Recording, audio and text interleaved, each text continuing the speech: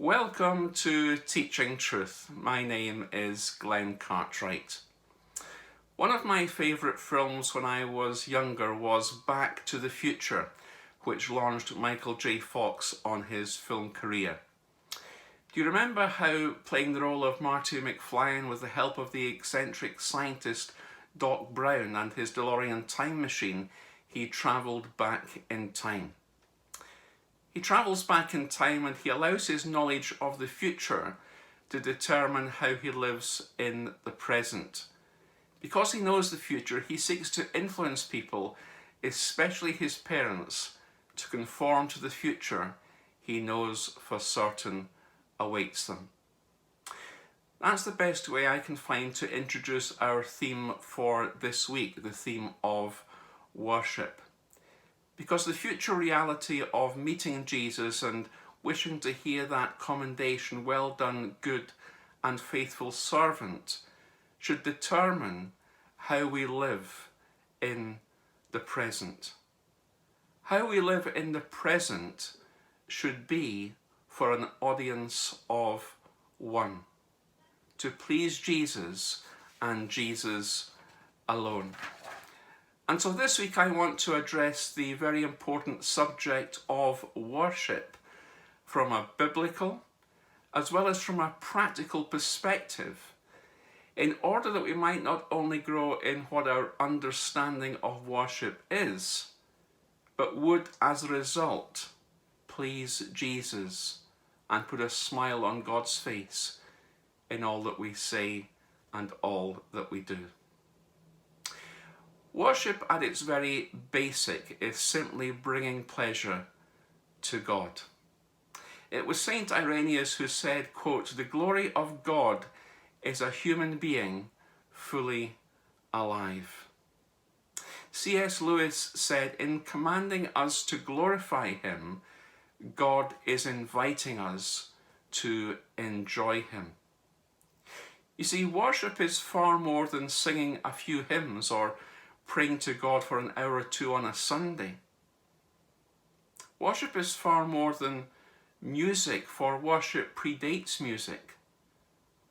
True worship is that distinctive lifestyle of enjoying God, loving him, and giving ourselves to be used by him for his purposes.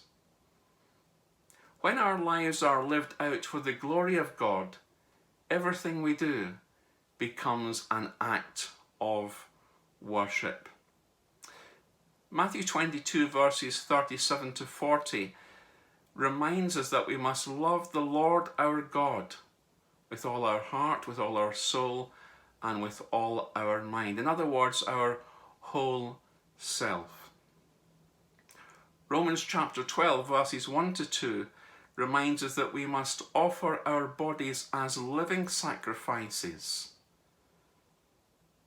because this is our spiritual act of worship.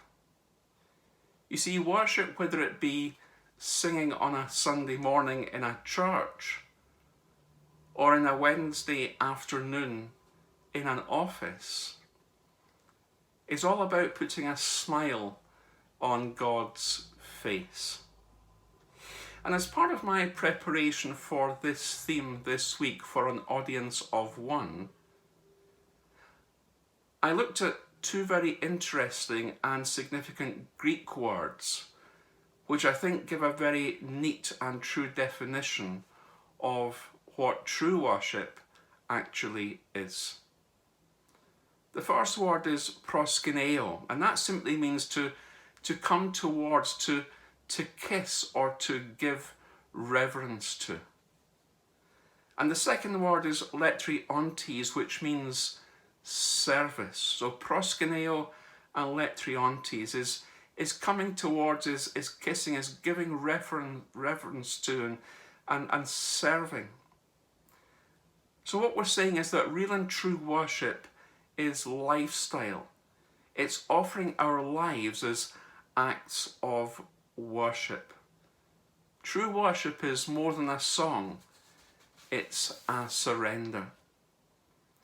And every activity that we do can be transformed into an act of worship when we do it for the praise, the glory, and the pleasure of God. The Bible says, so whether you eat or drink or whatever you do it all. Do it all for the glory of God. Martin Luther, that great reformist, said this, a dairymaid can milk cows to the glory of God. And how is it possible to do everything to the glory of God? Well, by doing everything as if we were doing it for Jesus, for an audience of one. By having that conversation, as it were, with Jesus as we're doing it. The Bible says, whatever you do, work at it with all your heart as working for the Lord and not for men.